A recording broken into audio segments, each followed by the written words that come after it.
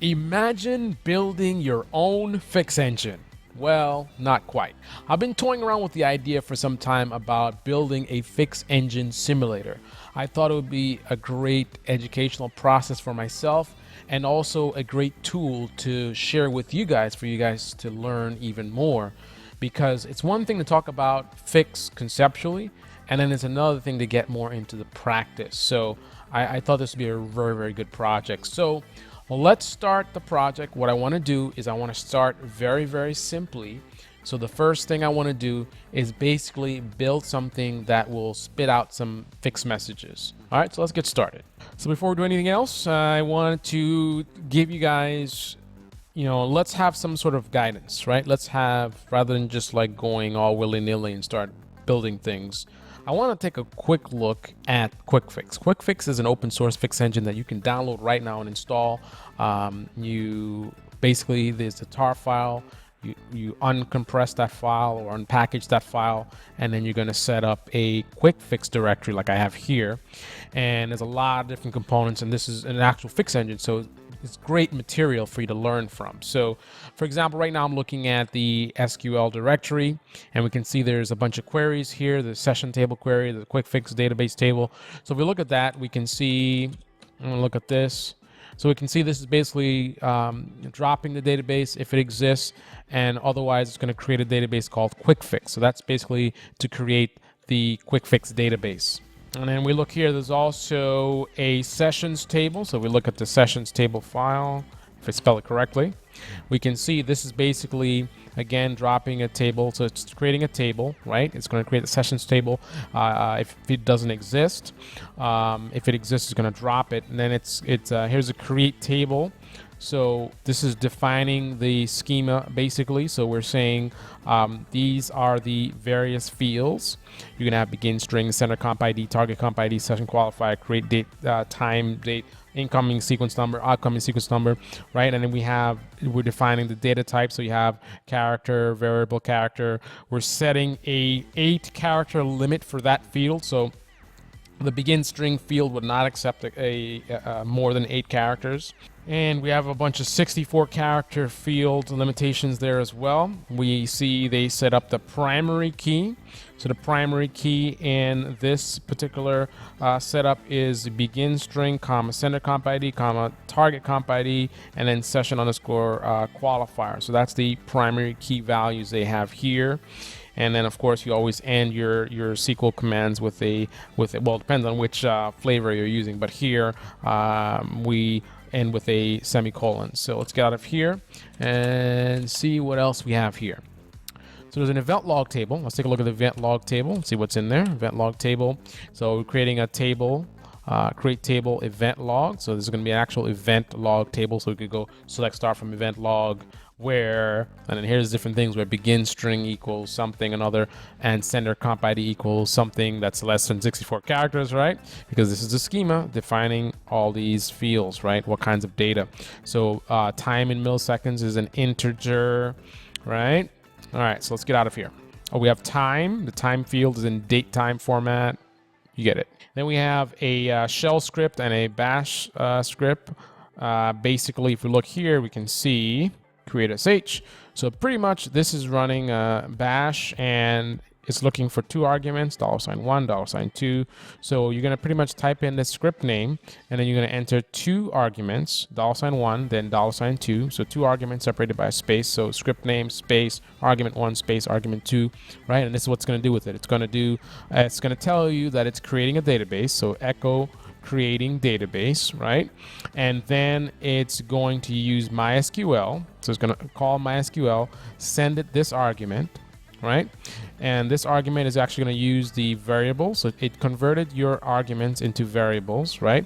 So DB user, whatever you typed in for argument 1 is going to be called DB user. Whatever you typed in for argument 2 is going to be called DB pass, right? And then what it's going to do is it is going to put that in here. So it's going to send the DB user and DB pass, so the user and password, to the database and send source mysql.sql. All right. So you can see right here, it's sending this argument. So it's saying execute and it says source, and it says mysql.sql.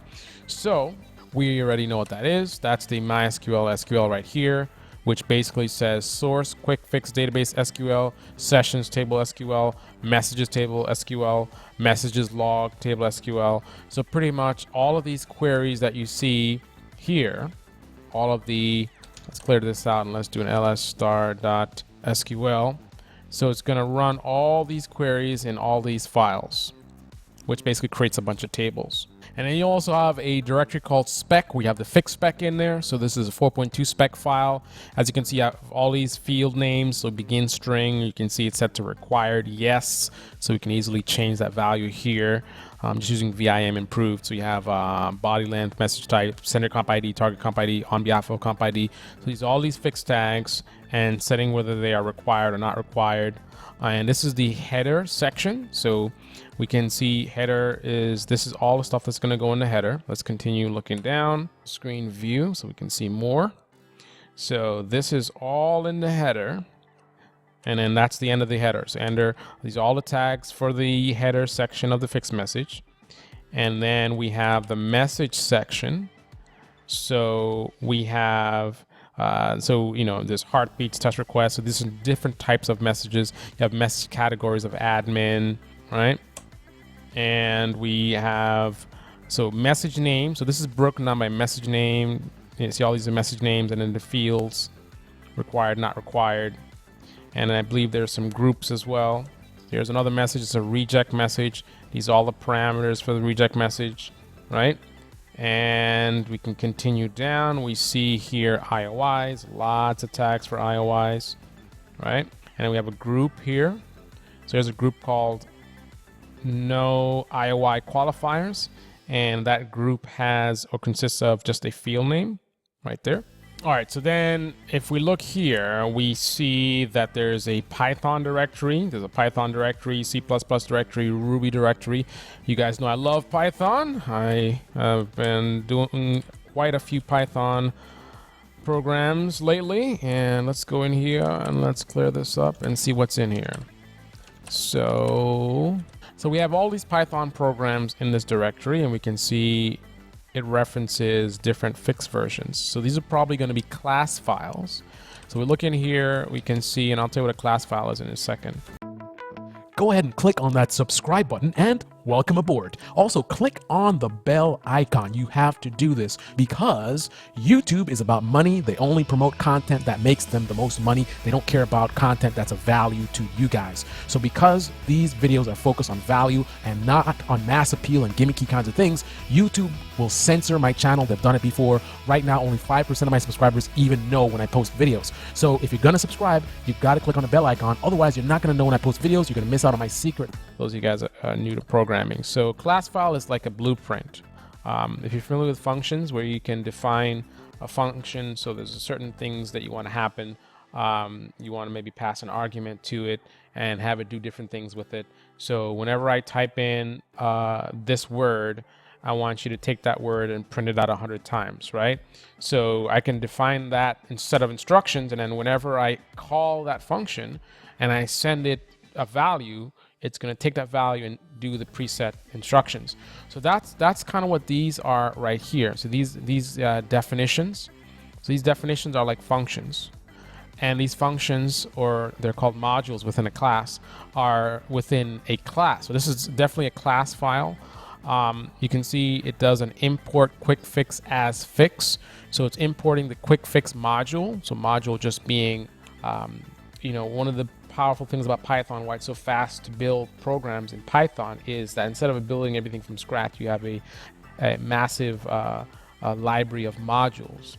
So let's just say, for example, I did a script that was for time logging. I would have had to build everything from scratch, like how do you process time? How do you actually get the system time? Like I'd have to figure that stuff all out from scratch and build everything. That would take a lot more time. But rather than doing that, there's already a time module. So in my script, I basically called the time module, and then I use various functions that the time module has. So the time module had ways of displaying time, tracking time. There's the epoch time and all that kind of stuff. So it's already a lot of code, little snippets of code that you can refer to in your script rather than writing that stuff or creating that stuff from scratch. So this class file is very similar. So for example, the class file is basically, think of it as a blueprint. So if you're going to build a house, there's certain things you need: a door, a roof, and walls and things like that. So the blueprint says these are the components that you need. So for every house, you need these, and you have a separation between the blueprint and the actual house itself. You have houses, which are actual instances of houses, and then you have the actual blueprints, which are just the instructions on how to build a house. So here we have a blueprint for a message, right? So a class is like a blueprint. So the object that we're trying to build, right? This is object-oriented programming, right? The object we're trying to build is a message, right? So like we said before, house, right? House, doors, whatever. So this is the object, and this is the instructions of, or the blueprint on how to build a message. Now, you usually see an initializing function, which comes first. And the initializing function is just saying self, which is you need a way to refer to the actual object. So we're building a message object. How do you refer to it? It needs some kind of a name. So standard practice, it doesn't have to be self, but standard practice is to refer to it as self. So whenever you say self, like you see it says self.getHeader, it's referring to the message object that you're creating, right? So that's all that is. So for every message, you're going to initiate this naming of calling it a self, and then you're going to do a fix.message. Remember, we did import QuickFIX as fix. So the QuickFIX module consists of a bunch of instructions, and we are using the message instruction, so fix.message. If we didn't do import QuickFIX as fix, then this would be QuickFIX.message, right? So here's some things here as well. It's doing a get header, and it's doing a set field, and then you have begin string, so it has this string value being put there. So there's a heartbeat class, a test request class. So you have all these different things, which, I will need to potentially replicate myself at some point in time. But initially, I just wanted to start a very, very basic structure for a fix engine. So let's get out of here and let's start playing around with our fix engine simulator version 1. So I created some declassified log files, and I put them in this directory here just to use as a reference. All right, so I have in these log files just a bunch of messages, right? So let's go into fix2.log, and we can see here it just has a logon message. So let's get out of here and let's take a look at fix3, and we can see that. All right, let's just do this a little bit more methodically. So what I'm going to do is I'm going to grep for 35 equals D in the below log file, so star.log. So these are all the log files that have orders in them. So I'm just going to pick one of these to take a look at. Let's look at this fixx log. There's two of them. Okay, so here's an order, login message. Okay, so this format is such that you have the login coming from Gold, going to Carlisle 3, right? And they respond back. So Gold goes to Carlisle, Carlisle goes back to Gold, login, and then you have 35 equals U messages. So the session starting up. Then you have heartbeats going across, heartbeat, and then eventually there is an order. So here's an order being sent from Gold to Carlisle, BD, BH. All right, so let's just grab this message. And actually, I'm going to grab this complete syntax of how this message is displayed. Let's take the whole thing. All right, so let's start building our little fix engine simulator. So we have, or we're going to have, a log directory. That's where the fix logs are going to go. And let's create a bin directory where the fix engine is going to exist. Let's go to that directory. Let's create our first component. So I'm going to create a script called new order singler.sh. All right, so in this script, we're going to display the fix message. Start out with our shebang, add a quick note. Okay, so this script generates new order single messages periodically. Pretty simple. All right, so following the syntax of that log we were just looking at, we can see it displays this message dump, and then we see there's this fix message, right? So that's all one line, right? So we can echo that, and let's go to the end, and then let's do this one. Go to the beginning. Okay, so this is just the very basic structure. So as you can see, there's timestamps in here, so I can convert this into variables, so it'll actually have actual times in there. Eventually, we'll want to randomize the quantities and order types and all these kinds of different things. But for now, I just want to get a basic sort of skeleton framework here. So as is, so I have 2 tabs opened up here with Terminator. I'm going to make this script executable. MJ Shahid is awesome, one of my top subscribers. So now it's executable. Now I want to also make sure this path is in the current path. So I'm going to export path. So export the path, current path variable. And now we're adding this to the end of it, the bin directory. So now if I type in new order singler.sh, permission denied. I forgot to add all the permissions here. Let's try that again. New order singler. And now there you go. So all it does, MJ Shahid is so awesome, one of my top subscribers. So now all it does is it prints out that message, right? All right, so phase 1 complete. Now what I want to do is let's make this a little bit more in line with what we're trying to do here. So what I'm going to do is we're going to output this to a file. I believe the log directory is one directory back and then forward. We can say fix.log. Let's append. I'm just going to do that one line just to test this out, see if it actually works. But before we do that, let's just verify the directory. So I said one directory back, log. Okay, so that exists.